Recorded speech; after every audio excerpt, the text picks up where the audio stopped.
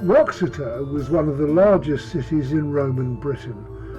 Founded in the mid-1st century AD as a legionary fortress, and then growing into a fully fledged city in the following 50 years or so. Now, before the Romans turned up, the landscape had been settled and cultivated for more than 1500 years, occupied by the time of their arrival by the Cornovii, as the Romans called them, who lived in farmsteads dotted across the landscape, and may also have occupied the many hillforts in Shropshire, such as the Wrekin, which is close by. About 4 years after the Roman invasion of Britain, they built temporary campaign camps on both banks of the Severn at Cound and Leighton to control the crossing points, and then made a second route along high ground to the north of the Wrekin, which later became Watling Street and ran right through Wroxeter. At its peak, Wroxeter was a bustling city with a population of around 5,000 people, making it almost as large as Pompeii. Many trades flourished here, including tanneries, leatherworks, boneworks, pottery, glassware and metal jewellery.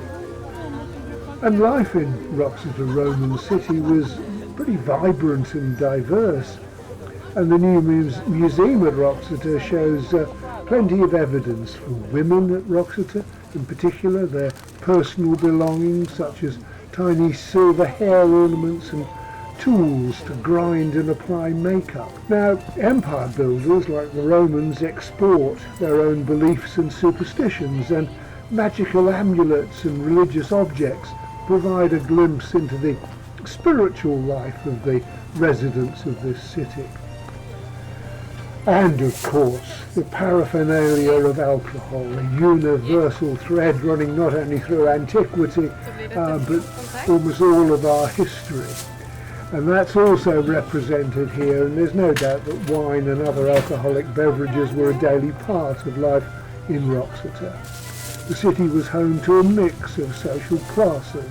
There were the elite, who lived in large, well-appointed houses, and the common people, who lived in more modest dwellings. And this city was a key frontier position, lying on the bank of the River Severn, whose valleys then penetrated deep into Wales, and also on a route to the south leading to the Wye Valley. The 14th and 20th legions are known to have been based at Wroxeter, firstly used as a fighting base and then later a less important fortified store depot for the legions. And the city's population would have been mostly made up of traders and former soldiers. These individuals lived, worked and were entertained in the buildings that still stand today, and there's something quite remarkable in seeing a large piece of Roman masonry sticking out of the landscape. Not the sort of thing you expect to see in this country where there are Roman remains. They tend to be as part of city walls or buried beneath existing cities that have carried on and become larger and larger over the centuries. And so it's important to note that a lot of Wroxeter remains unexcavated. So there's much more to it. And the artefacts and structures that have been uncovered already provide a fascinating glimpse into the diversity of life here. Now, the Roman era came to an end with the withdrawal from Britain around AD 410, as Western Europe slipped into a terminal decline, at least in terms of the Roman Empire. And more recent work on late Roman Britain, coupled with some new discoveries in Wales and the West, actually challenges any evidence for the post-Roman survival of Wroxeter as an urban centre. Instead, it suggests that it may have been largely abandoned along with other Roman towns in the late 4th or early 5th century. Now, while many of the other older Roman cities and settlements were transformed into Saxon or medieval centres, Wroxeter just faded into history.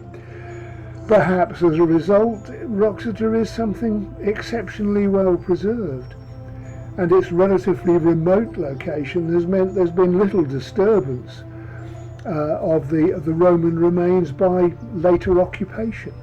And archaeologists have been able to use cutting-edge technology here to reveal details of the city, which has revolutionised our understanding of this complex and pretty important site.